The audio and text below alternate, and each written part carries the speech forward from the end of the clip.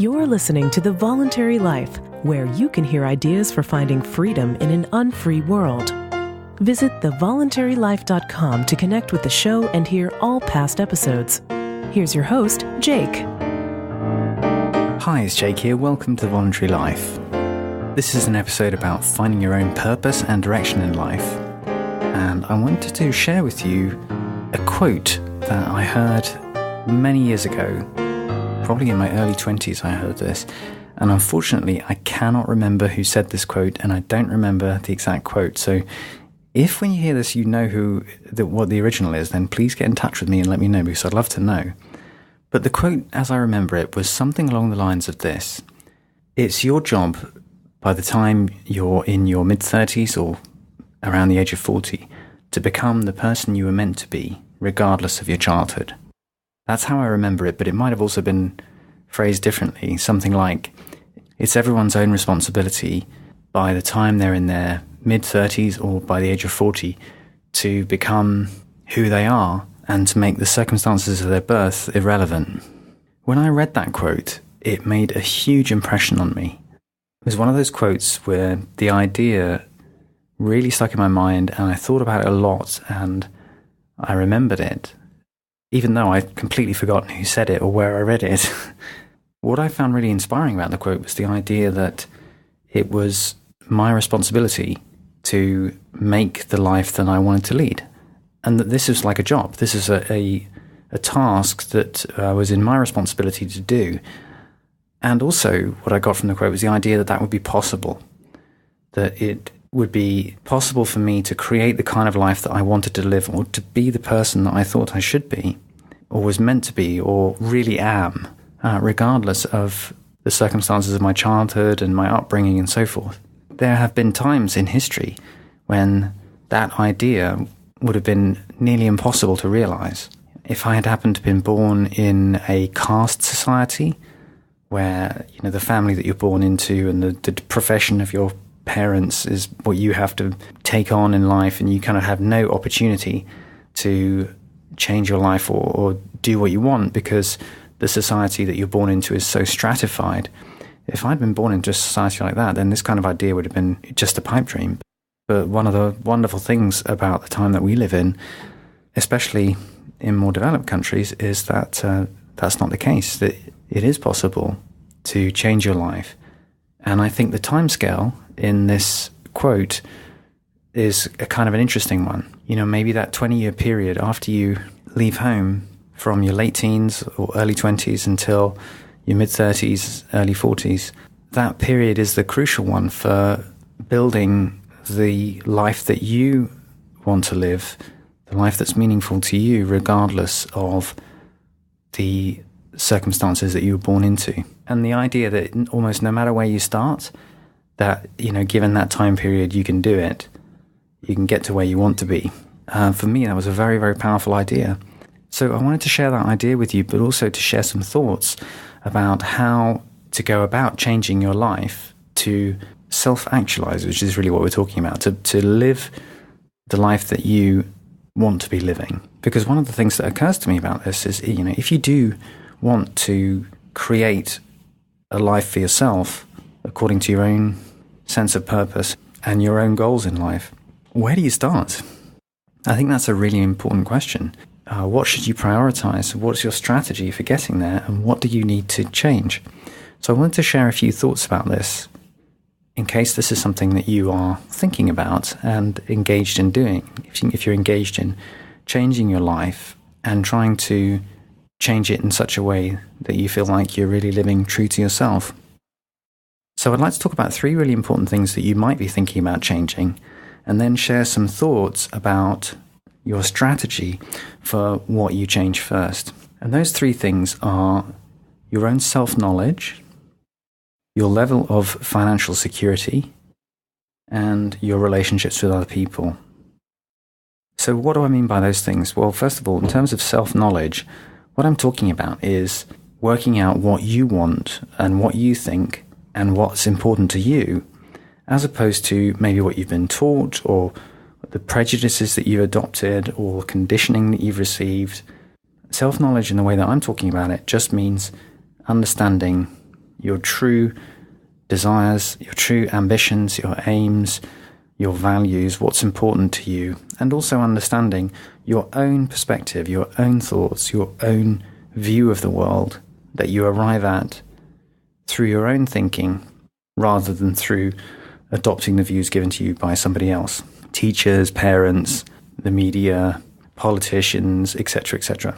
By financial security, what I'm talking about is basically just learning to stand on your own 2 feet, being able to pay your way and being able to survive so that you can pay the rent, so that you're not living hand to mouth, so that you're not worried about being homeless, so that you know that, even if you are not at a point where you have true financial independence, you're at a point where you know how to survive and you're able to support yourself. And the third thing that I mentioned was improving your relationships. And this might mean finding a partner, a romantic relationship, in reassessing your relationship with your family and your friends, finding true friendships and so forth. Those are some of the things that people generally try and change when they want to live a life that's more authentic and more true to themselves. And the question that I have for you is, which one comes first? What should you focus on first? What is your strategy if you do want to live a life more true to yourself and your own purpose? Which one do you decide to prioritize first? Do you prioritize any of these 3 aspects of your life first? Do you try and change all 3 at once? Or do you slightly prioritize one or another? And what is your strategy? And that, I think, is a very individual thing, and you will have your own approach to these questions and your own strategy. But just thinking about it and deciding for yourself and being conscious for yourself what you're trying to do, I think is a really helpful thing to do if you want to change your life. I would like to share with you some thoughts about my own experience in prioritizing in time what to try and change about my life and what I think has worked well for me. My suggestion would be, don't go soul searching before you can pay the rent. If you have to prioritize whether or not to focus on self-knowledge or to focus on gaining financial security, being able to support yourself or your relationships, my suggestion is start with working out how to pay your own way. And there are a number of reasons that I suggest that, especially if you're in your early 20s, that is a really good place to prioritize and start first. And that is that I truly believe that working out how to hustle, how to make money, how to support yourself, how to save money, how to create some financial security for yourself, that process is a process of personal development.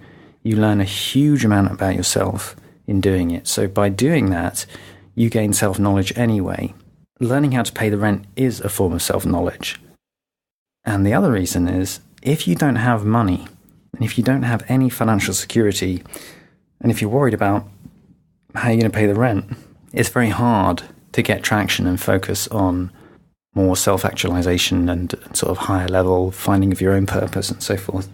I mean, this is really what everyone takes from Abraham Maslow's hierarchy of needs. The Maslow hierarchy of needs is the idea by the psychologist Abraham Maslow that there is a hierarchy of needs and you've got to take care of the most basic needs first, which are to do with food and shelter.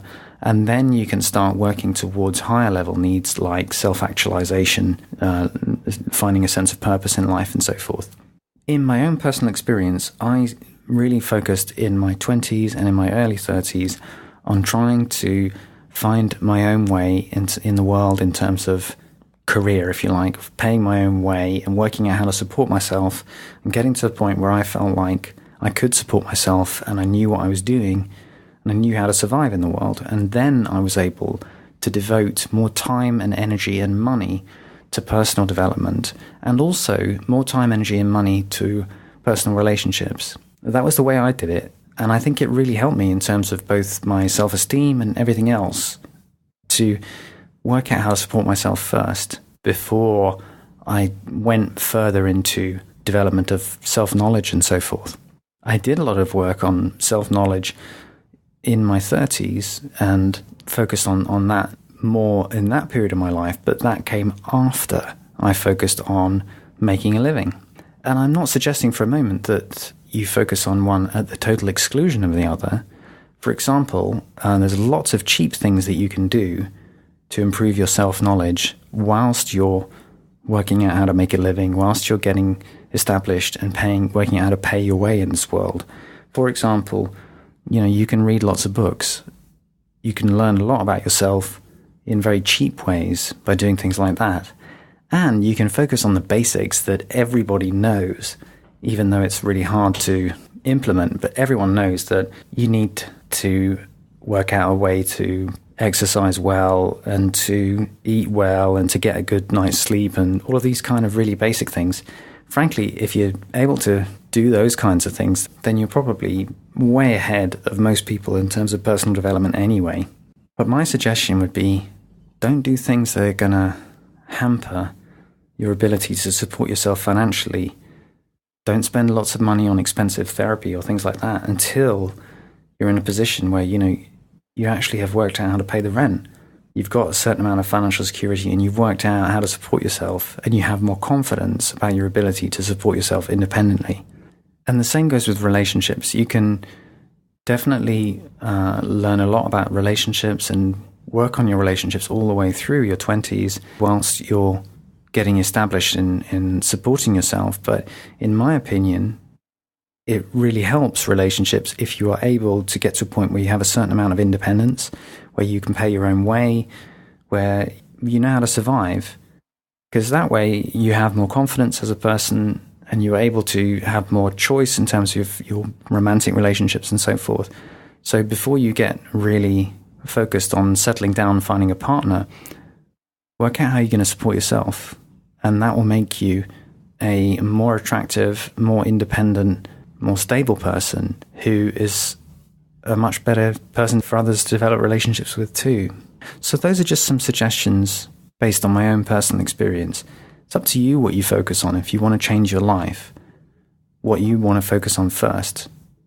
The most important thing that I would like to suggest in this podcast is for you to think about what your strategy is, to think about what it is about your life that you're trying to change and whether or not you are prioritizing some aspects of your life for changing first and others for later, and why. Because having a strategy itself is really important if you want to get anything done in terms of building the life that you want. So I hope you find that helpful. If you enjoy the podcast, please leave me a review on iTunes. That would be a big help. Please support the show if you feel like donating. And don't forget to check out my book, Becoming an Entrepreneur. You can find more information about it on the website, thevoluntarylife.com. Thanks so much for listening. Thank you for listening to The Voluntary Life. If you have feedback about the show, please email jake@thevoluntarylife.com. If you enjoyed this program, please share the podcast with your friends or click the donate button on thevoluntarylife.com.